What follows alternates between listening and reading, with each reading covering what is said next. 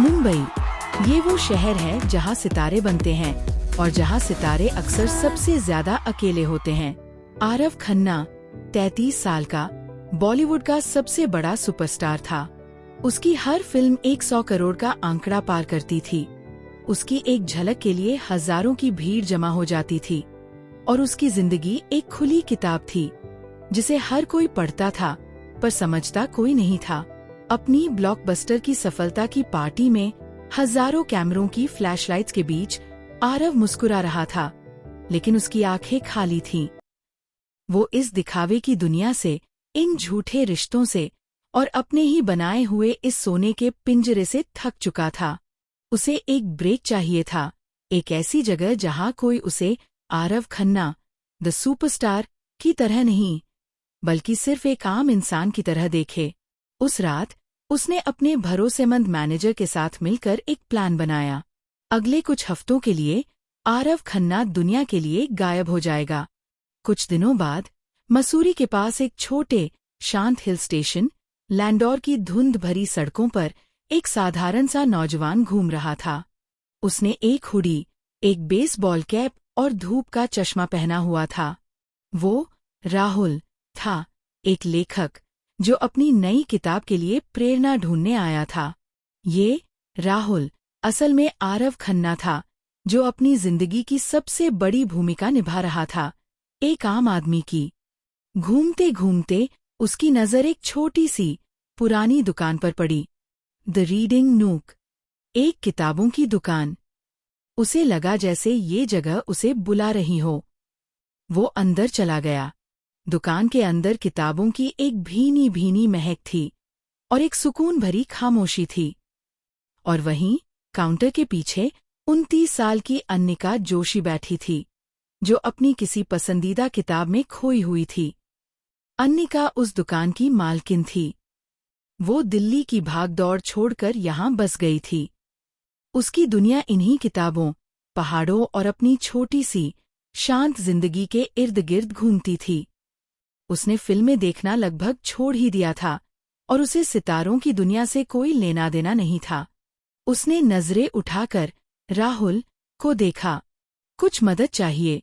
उसने एक शांत मुस्कान के साथ पूछा। हाँ, आरव ने अपनी आवाज थोड़ी बदलकर कहा। मैं बस कुछ अच्छी किताबें ढूंढ रहा हूँ। किस तरह की? अन्निका ने पूछा। कुछ असली, जिसमें भावनाएं हों, दिखावा नहीं। अन्निका ने उसे गौर से देखा।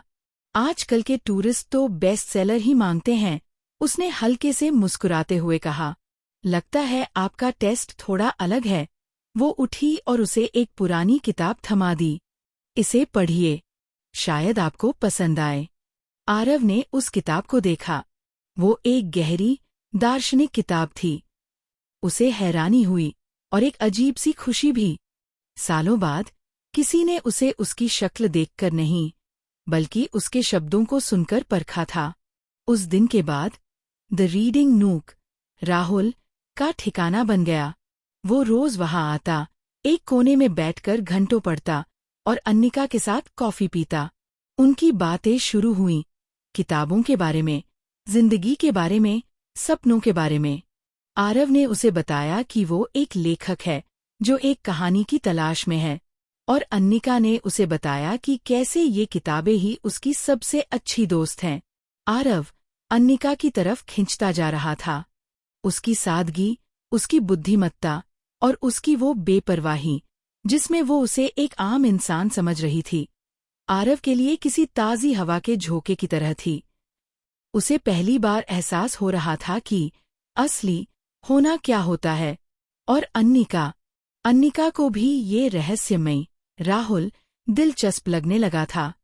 उसकी आंखों में एक अजीब सी उदासी थी, लेकिन उसकी बातों में एक गहराई थी। उसे लगा जैसे वो किसी बहुत बड़ी कहानी को अपने अंदर छुपाए हुए है। एक दिन आरव ने देखा कि अन्निका दुकान की एक ऊंची शेल्फ से किताबें उतारने की कोशिश कर रही है और उसे मुश्किल हो रही है। वो अपनी जगह से उठा और उसकी मदद करने लगा। तुम ये सब अकेले कैसे करती हो? उसने पूछा। आदत हो गई है, अन्निका ने मुस्कुराते हुए कहा।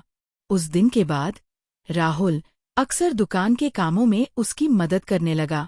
कभी वो किताबें ठीक करता तो कभी नए आए स्टॉक को जमाने में मदद करता। वे साथ में काम करते और साथ में हंसते। एक शाम जब वे दुकान बंद कर रहे थे तो अचानक तेज बारिश शुरू हो गई। वे दोनों दुकान के अंदर ही फंस गए। बाहर बारिश का शोर था और अंदर दो दिलों की धड़कनें। उस शाम उन्होंने सिर्फ बातें की, अपनी जिंदगी की, अपने डर की, अपनी उम्मीदों की। आरव ने उसे अपने बचपन के बारे में बताया और अन्निका ने उसे बताया कि वो बड़े शहरों की भीड़ से क्यों भाग आई। उस पल आरव को अन्निका से एक ऐसा कनेक्शन महसूस हुआ जो उसे आज तक किसी से नहीं हुआ था। उसे लगा कि वो सिया नहीं बल्कि राहुल के रूप में इस लड़की से प्यार करने लगा है। लेकिन वो जानता था कि ये एक झूठ पर टिका हुआ रिश्ता है। कहानी में सबसे बड़ा मोड़ तब आया जब वे ऐसे ही एक दिन दुकान में बैठे थे। अन्निका उसे अपनी पसंदीदा कविता सुना रही थी और आरव उसे देख रहा था, ये सोचते हुए कि क्या वो कभी उसे अपनी सच्चाई बता पाएगा। तभी दुकान में कुछ कॉलेज के लड़के लड़कियों का एक ग्रुप घुसा। वे जोर जोर से बातें कर रहे थे और तस्वीरें खींच रहे थे। अचानक उनमें से एक लड़की की नज़र राहुल पर पड़ी। वो वहीं जम गई। उसने अपनी दोस्त को कोहनी मारी। देख, वो लड़कियां कानाफूसी करने लगीं। उन्होंने अपने फोन निकाले। अन्निका को उनका ये व्यवहार थोड़ा अजीब लगा। उसने उन लड़कियों को देखा और फिर राहुल को, जिसने अपना चेहरा अपनी कैप के नीचे और भी छुपा लिया था। और फिर वो हुआ जिसका आरव को सबसे ज्यादा डर था। एक लड़की हिम्मत करके उसके पास आई। आप आरव खन्ना हैं, है ना? आरव चुप रहा। लड़की की आवाज और ऊंची हो गई। ओ माय गॉड, ये आरव खन्ना ही हैं। और फिर पूरी दुकान में हंगामा मच गया। वो सब उसकी तरफ भागे, फोन से तस्वीरें खींचने लगे, चिल्लाने लगे। और अन्निका वहीं अपनी जगह पर जड़वत खड़ी थी। वो उस इंसान को देख रही थी जिसे वो राहुल समझ रही थी।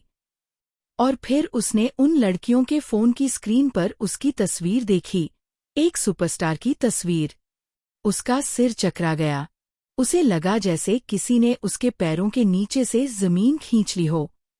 जिस इंसान को वो एक साधारण, संवेदनशील लेखक समझ रही थी, वो असल में देश का सबसे बड़ा सितारा था। उसकी पूरी दुनिया, उसका वो छोटा सा सुकून का कोना, एक पल में बिखर गया। उसे लगा जैसे उसकी ये छोटी सी, सच्ची कहानी भी एक झूठी फिल्म की स्क्रिप्ट निकली। द रीडिंग नूक की वो शांत दुकान एक पल में किसी मछली बाजार में बदल गई थी।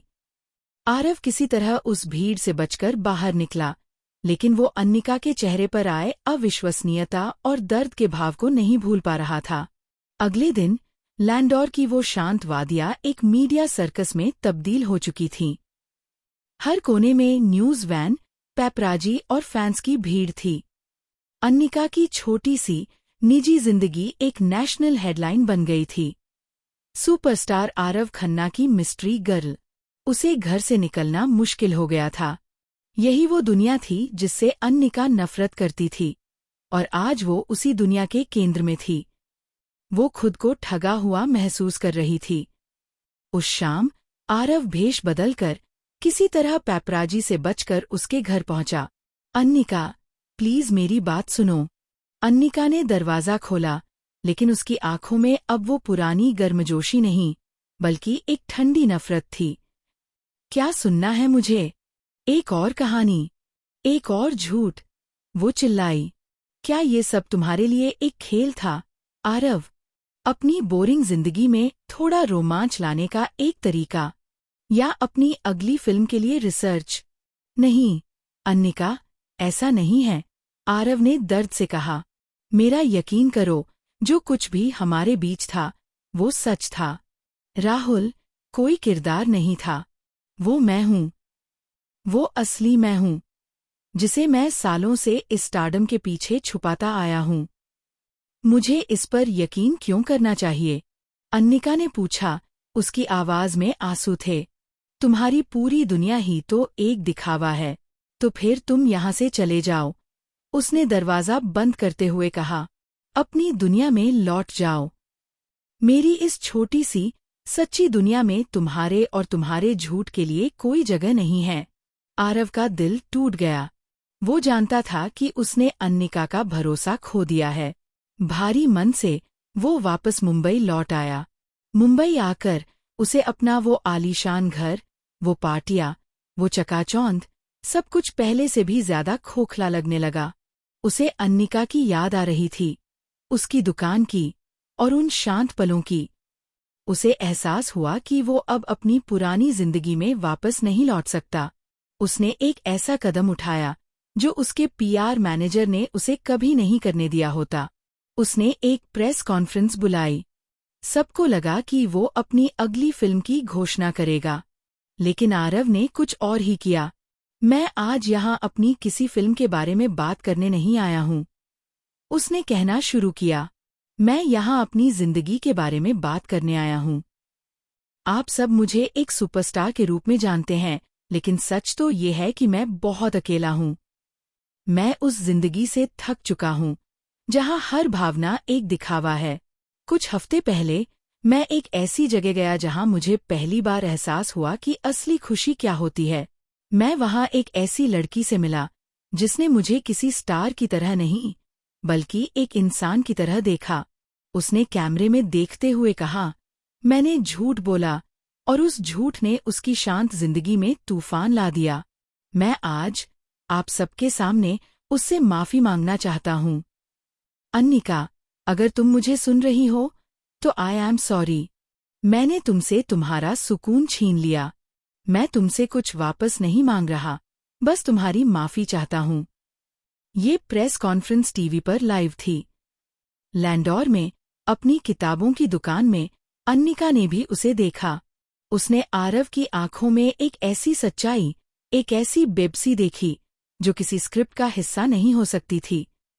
उसने देखा कि वो सुपरस्टार नहीं, बल्कि एक टूटा हुआ इंसान है जो अपनी गलती मान रहा है। उसका दिल पिघलने लगा। अगले दिन अन्निका ने एक फैसला किया।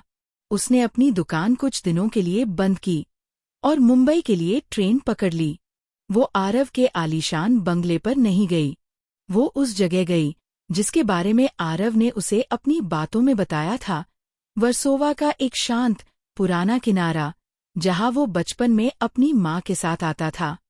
और आरव वहीं था, अकेला, समंदर को देखता हुआ। सुना है यहाँ की चाय अच्छी होती है, अन्निका ने उसके पास जाकर धीरे से कहा। आरव ने पलट कर देखा। उसे अपनी आंखों पर यकीन नहीं हुआ। अन्निका, तुम? मैं आरव खन्ना, द सुपरस्टार, से मिलने नहीं आई हूँ, अन्निका ने कहा। मैं राहुल से मिलने आई हूँ, जो किताबों से प्यार करता है और जिसे बारिश में चाय पीना पसंद है। क्या वो अभी भी यहीं है? आरव की आंखों में आंसू आ गए। वो हमेशा यही था, उसने कहा। बस उसे एक ऐसा इंसान चाहिए था जो उसे देख सके। उस दिन समंदर के किनारे उन्होंने कोई वादा नहीं किया। उन्होंने सिर्फ एक दूसरे की खामोशी को सुना। उनकी कहानी की एक नई और इस बार एक सच्ची शुरुआत हुई। ये आसान नहीं था। पेपराजी अब भी उनके पीछे थे और उनकी दुनियाएं अब भी बहुत अलग थीं। लेकिन अब उनके पास एक दूसरे का साथ था। आरव ने अपनी जिंदगी में बदलाव लाने शुरू किए।